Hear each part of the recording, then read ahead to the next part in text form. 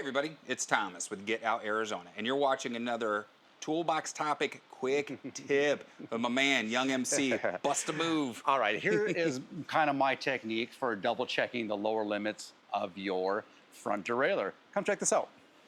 I'm going to start by placing the chain onto the lowest cog in the back. And now I'm going to come up front and take a look at this gap. You'll see a gap between the chain and that inner cage on the front derailleur.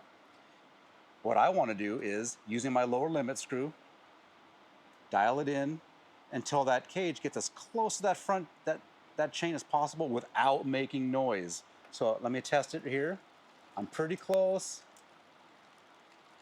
I'm making noise now, so I'm going to back off. That's quiet. Now I'm going to test.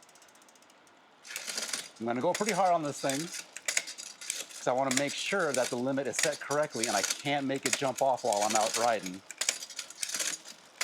So unable to get it to jump off to the inside onto the frame. So now I feel confident that that lower limit on my front derailleur is now set properly.